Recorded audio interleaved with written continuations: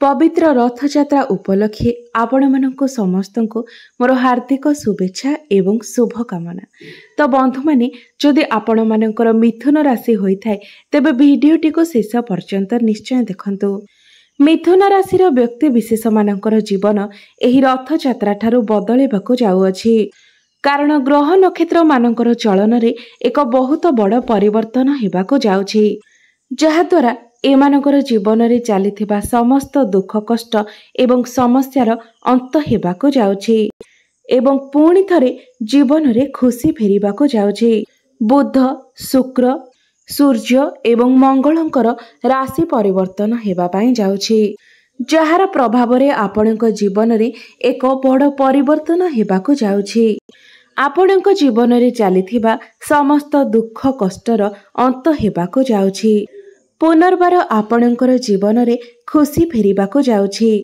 तेबे आसंतु जानिबा आपणक जीवन रे कोन सब बड़ परिवर्तन हेबार अछि।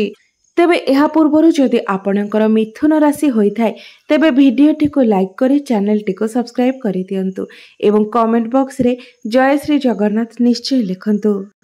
पूर्वरु आपणकर स्वास्थ्य खराब रहुथिला, धनजनित समस्या देखा देउथिला, आपण ऋण नेइथिले किंतु ऋण सुझिबाकू समर्थ होई पारु नथिले, ऋणर भार आपणक उपरे बढ़ी जाइथिला, गृह परिवार रे खुशीर वातावरण नथिला, शिक्षा क्षेत्र रे अनेक समस्यार सम्मुखीन हेबाकू पडुथिला, आपणकर अजथा खर्च मध्य बढ़ी जाइथिला, समाज रे आपणकर मान सम्मान कम होई जाइथिला, आपणकर योग्यता थिबा सत्वे मध्य आपणकू चाकरी प्राप्ति होई पारु नथिला, संतान संतति पाई आपण चिंतित रहुथिले, व्यापार वाणिज्य रे आपणकू बारंबार क्षतिर सामना करिबाकू पडुथिला एवं आपणकर प्रेम जीवन रे मध्य अनेक समस्या आसुथिला।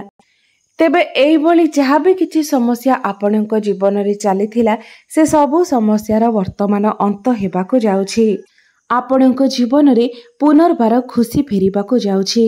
आपणक जीवन रे नूतन सूर्योदय हेबाकू जाउछि। बंधु माने आपणकर द्वितीय भावरे बुध विराजमान अछंती। मात्र 7 जुलाई को अर्थात रथयात्रा दिन ठारू शुक्रंकर राशि परिवर्तन हेउअछि। शुक्र हेउछंती धनर कारक ग्रह एवं शुक्रंकु मां लक्ष्मीकर स्वरूप बोली मध्य माना जाइथाए। शुक्र आपणकर प्रथम भावरे थिले, मात्र 7 जुलाई को शुक्र आपणकर द्वितीय भाव को चलन करिवे एवं बुध एवं शुक्र आपणकर द्वितीय भावरे एकाठी रही लक्ष्मी नारायण राजयोगर निर्माण करिवे। द्वितीय भावटी होइथाए आपणकर धनर भाव।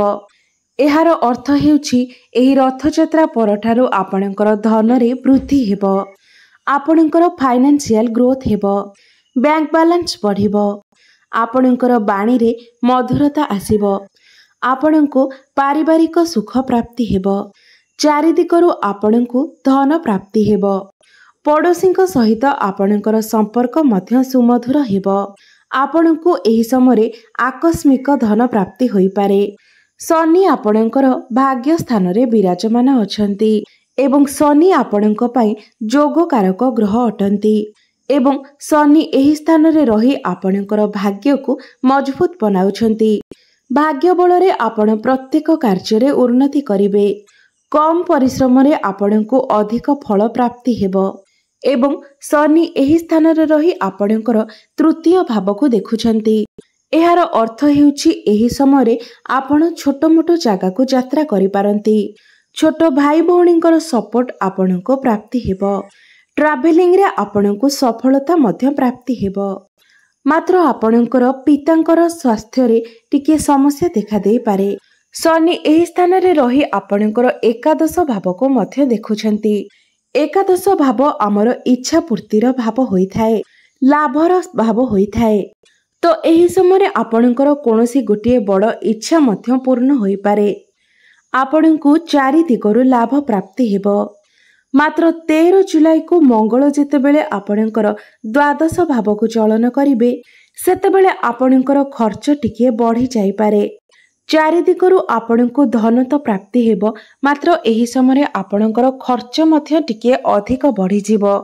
କାରଣ ଦ୍ୱାଦଶ ଭାବଟି କୁଣ୍ଡଳୀରେ ଏତେ ଭଲ ବୋଲି ବିଚାର କରାଯାଇ ନଥାଏ। ମଙ୍ଗଳ ଆପଣଙ୍କର ଏକାଦଶ ଭାବର ସ୍ୱାମୀ ହୋଇ ଦ୍ୱିତୀୟ ଭାବକୁ ଯିବେ, ଅର୍ଥାତ୍ ଆପଣଙ୍କର ରୋଜଗାର ଯେତିକି ହେବ ଖର୍ଚ୍ଚ ମଧ୍ୟ ସେତିକି ହୋଇଯିବ। ଆୟବ୍ୟୟ ଆପଣଙ୍କର ସମାନ ରହିବ। ବନ୍ଧୁମାନେ, ସୂର୍ଯ୍ୟ ଆପଣଙ୍କର ପ୍ରଥମ ଭାବରେ ଅଛନ୍ତି। ରାଜନୀତି କ୍ୟାରିୟର ପାଇଁ ଏହା ବହୁତ ଅଧିକ ଭଲ ସମୟ ରହିଛି। ରାଜନୀତିରେ ଥିବା ବ୍ୟକ୍ତିମାନଙ୍କୁ ଏହି ସମୟରେ ବହୁତ ଅଧିକ ସଫଳତା ପ୍ରାପ୍ତି ହେବ।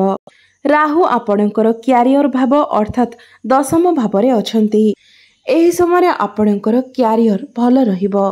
ମାତ୍ର ସମୟ ସମୟରେ ଆପଣଙ୍କର ମନ ବିଚଳିତ ହୋଇପାରେ, କାରଣ ରାହୁ ଭ୍ରମିତ ଗ୍ରହ ଅଟନ୍ତି। ସେଥିପାଇଁ ବେଳେବେଳେ ଆପଣଙ୍କର ମନ କାମ କାର୍ଯ୍ୟରେ ଲାଗି ନପାରେ। ମାତ୍ର ଆକସ୍ମିକ ଭାବରେ ଆପଣଙ୍କର କାର୍ଯ୍ୟରେ ଗ୍ରୋଥ ଆସିବ। ଆପଣ କାମ କାର୍ଯ୍ୟରେ ଉନ୍ନତି କରିବେ। ଯେଉଁମାନଙ୍କ ପାଖରେ କୌଣସି ଚାକିରି ବାକିରି ନାହିଁ ସେମାନଙ୍କୁ ଚାକିରି ମିଳିବାର ମଧ୍ୟ ଯୋଗ ବନୁଅଛି। ଏବଂ ଆପଣଙ୍କର ପ୍ରେମ ଜୀବନ ପାଇଁ ରଥଯାତ୍ରା ପରର ସମୟ ବହୁତ ଭଲ ରହୁଛି। କାରଣ ପ୍ରେମ ଭାବର ଅଧିପତି ଶୁକ୍ର ଆପଣଙ୍କର ଦ୍ୱିତୀୟ ଭାବକୁ ଚଳନ କରିବେ। ଆପଣ ଦୁଇ ଜଣଙ୍କ ମଧ୍ୟରେ ମଧୁର ସମ୍ପର୍କ ସ୍ଥାପନ ହେବ। ଆପଣଙ୍କର ବାଣୀରେ ମଧୁରତା ଆସିବ। ଆପଣ ନିଜର କଥା କହିବାର ଶୈଳୀ ଦ୍ୱାରା ଅନ୍ୟମାନଙ୍କୁ ଇମ୍ପ୍ରେସ କରାଇ ପାରିବେ। ମାତ୍ର ଆପଣଙ୍କର ପ୍ରଥମ ଭାବରେ ସୂର୍ଯ୍ୟ ଥିବାରୁ ଏବଂ ମଙ୍ଗଳ ଆପଣଙ୍କର ଦ୍ୱାଦଶ ଭାବକୁ ଚଳନ କରିବା ହେତୁ 13 ଜୁଲାଇ ଠାରୁ ଆପଣଙ୍କ ମଧ୍ୟରେ ଟିକେ କ୍ରୋଧ ଦେଖାଦେଇପାରେ, ଆଗ୍ରେସନ ଦେଖାଦେଇପାରେ, ଯାହାଦ୍ୱାରା ଆପଣଙ୍କର ପ୍ରେମ ଜୀବନରେ କିଛି ସମସ୍ୟା ଆସିପାରେ। ନଚେତ୍ ଏହା ବ୍ୟତୀତ ଆପଣଙ୍କର ପ୍ରେମ ଜୀବନ ବହୁତ ଭଲ ରହିଛି। ଆପଣଙ୍କର ଭଲ ପାଇବା ବିବାହର ରୂପ ମଧ୍ୟ ନେଇପାରେ। ଯେଉଁମାନଙ୍କର ପୂର୍ବରୁ କଥାବାର୍ତ୍ତା ବନ୍ଦ ହୋଇଯାଇଥିଲା, ବ୍ରେକଅପ୍ ଆଦି ହୋଇଯାଇଥିଲା, ସେମାନଙ୍କର ପୁନର୍ବାର କଥାବାର୍ତ୍ତା ହେବାର ମଧ୍ୟ ଯୋଗ ବନୁଅଛି। ଆପଣଙ୍କର ପ୍ରେମ ଜୀବନରେ ପୂର୍ବରୁ ଯାହା ବି କିଛି ସମସ୍ୟା ଚାଲିଥିଲା ସେସବୁ ସମସ୍ୟାର ସମାଧାନ ହେବାକୁ ଯାଉଛି। ତ ଆପଣଙ୍କର ପ୍ରେମ ଜୀବନ ପାଇଁ ଏହି ସମୟଟି ବହୁତ ଭଲ ରହିଛି।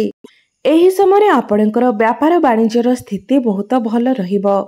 କାରଣ ସୂର୍ଯ୍ୟ ଆପଣଙ୍କର ପ୍ରଥମ ଭାବରେ ବସି ଆପଣଙ୍କର ସପ୍ତମ ଭାବକୁ ଦେଖୁଛନ୍ତି, ଯାହାଫଳରେ ଆପଣ ବ୍ୟାପାର ବାଣିଜ୍ୟରେ ବହୁତ ଅଧିକ ଉନ୍ନତି କରିବେ। ଆପଣଙ୍କର ଡେଲି ଇନକମରେ ବୃଦ୍ଧି ଆସିବ, ଫାଇନାନ୍ସିଆଲ ଗ୍ରୋଥ ହେବ। ତେବେ ଆପଣଙ୍କର ଯେତିକି ଇନକମ୍ ହେବ ସେତିକି ଖର୍ଚ୍ଚ ମଧ୍ୟ ହୋଇଯିବ। କାରଣ ବର୍ତ୍ତମାନ ଗୁରୁ ଆପଣଙ୍କର ଦ୍ୱାଦଶ ଭାବରେ ଅଛନ୍ତି। ଆପଣ କୌଣସି ନୂତନ ବ୍ୟାପାର ମଧ୍ୟ ଏହି ସମୟରେ ଆରମ୍ଭ କରିପାରନ୍ତି। ବ୍ୟାପାରରେ ବହୁତ ଅଧିକ ଉନ୍ନତି କରିବେ, ଯାହାଫଳରେ ଆପଣଙ୍କର ଫାଇନାନ୍ସିଆଲ ଗ୍ରୋଥ ହେବ। ରୋଜଗାରରେ ବୃଦ୍ଧି ଆସିବ। ଗୁରୁ ଆପଣଙ୍କର ଦ୍ୱାଦଶ ଭାବରେ ରହି ଆପଣଙ୍କର ପଞ୍ଚମ ଭାବକୁ ଦେଖୁଛନ୍ତି, ଅର୍ଥାତ୍ ବିଦ୍ୟାର୍ଥୀମାନଙ୍କ ପାଇଁ ଏହି ସମୟଟି ଅତ୍ୟନ୍ତ ଉତ୍ତମ ଅଟେ। କାରଣ ପଞ୍ଚମ ଭାବଟି ଶିକ୍ଷାର ଭାବ ହୋଇଥାଏ। ଆପଣଙ୍କର ଜ୍ଞାନ ବଢ଼ିବ, ବୁଦ୍ଧି ବଢ଼ିବ। ଜ୍ଞାନ ଏବଂ ବୁଦ୍ଧି ବଳରେ ଆପଣ ପ୍ରତ୍ୟେକ କ୍ଷେତ୍ରରେ ସଫଳତା ହାସଲ କରିବେ। ଏହି ସମୟରେ ଆପଣ ଉଚ୍ଚଶିକ୍ଷା କରିପାରନ୍ତି, ପାଠପଢ଼ାକୁ ନେଇ କୌଣସି ବଡ଼ ଡିସିସନ୍ ମଧ୍ୟ ନେଇପାରନ୍ତି ଏବଂ ସେଥିରେ ଆପଣଙ୍କୁ ସଫଳତା ମଧ୍ୟ ପ୍ରାପ୍ତି ହେବ। ଏହି ରଥଯାତ୍ରା ପରେ ଆପଣଙ୍କର ଯଦି କୌଣସି ଏକ୍ଜାମ ଅଛି ତେବେ ସେହି ଏକ୍ଜାମରେ ମଧ୍ୟ ଆପଣଙ୍କୁ ସଫଳତା ପ୍ରାପ୍ତି ହେବ। ଆପଣ ଯଦି କୌଣସି ଜାଗାରେ ଆଡମିସନ ନେବା ପାଇଁ ଚାହୁଁଛନ୍ତି ତେବେ ନିଶ୍ଚିତ ନେଇପାରିବେ। ଆପଣଙ୍କୁ ଶୁଭ ଫଳ ପ୍ରାପ୍ତି ହେବ। ବନ୍ଧୁମାନେ, ବୁଧଙ୍କର ସ୍ଥିତି ଏଠାରେ ବହୁତ ଭଲ ରହୁଛି। ତ ଏହି ସମୟରେ ଆପଣ କୌଣସି ଯାନବାହନ କିଣିବା ପାଇଁ ମନ ବଳାଇ ପାରନ୍ତି। ପାରିବାରିକ ସୁଖ ଆପଣଙ୍କୁ ପ୍ରାପ୍ତି ହେବ। ଆପଣଙ୍କୁ ମାତୃ ସୁଖ ମଧ୍ୟ ପ୍ରାପ୍ତି ହେବ। ଏହି ସମୟରେ ଆପଣ କୌଣସି ଜମିଜମା କିମ୍ବା ଘର ମଧ୍ୟ କିଣିପାରନ୍ତି। ଶନି ଆପଣଙ୍କର ଭାଗ୍ୟ ସ୍ଥାନରେ ବସି ଆପଣଙ୍କର ଭାଗ୍ୟକୁ ମଜବୁତ ବନାଉଛନ୍ତି। ଏହି ସମୟରେ ଆପଣ କୌଣସି ବି ବଡ଼ କାର୍ଯ୍ୟର ଆରମ୍ଭ କରିପାରିବେ। ଆପଣଙ୍କୁ ସେଥିରେ ଶୁଭ ଫଳ ପ୍ରାପ୍ତି ହେବ। କିମ୍ବା ଆପଣ ଯଦି ଚାହାନ୍ତି ତ କୌଣସି ବଡ଼ ଇନଭେଷ୍ଟମେଣ୍ଟ ମଧ୍ୟ କରିପାରିବେ। ସେଥିରେ ମଧ୍ୟ ଆପଣଙ୍କୁ ଶୁଭ ଫଳ ପ୍ରାପ୍ତି ହେବ। ଗୃହରେ କୌଣସି ଶୁଭ ମାଙ୍ଗଳିକ କାର୍ଯ୍ୟର ଆୟୋଜନ ହୋଇପାରେ। ତେବେ ସବୁ ଦୃଷ୍ଟିରୁ ଦେଖିବା ପାଇଁ ଗଲେ ଏହି ରଥଯାତ୍ରା ପରଠାରୁ ସମୟ ଆପଣଙ୍କ ପାଇଁ ବହୁତ ଭଲ ରହିବ। ଆପଣଙ୍କ ଜୀବନରେ ଚାଲିଥିବା ସମସ୍ତ ଦୁଃଖ, କଷ୍ଟ ଏବଂ ସମସ୍ୟାର ଅନ୍ତ ହେବାକୁ ଯାଉଛି। तेबे बंधु माने मोर एही भिडियोटी जदि आपण मानकु भल लागि थाए तेबे भिडियोटी को लाइक करी चैनल टी को सब्सक्राइब करि देबे एवं कमेंट बॉक्स रे जय श्री जगन्नाथ निश्चय लिखिबे।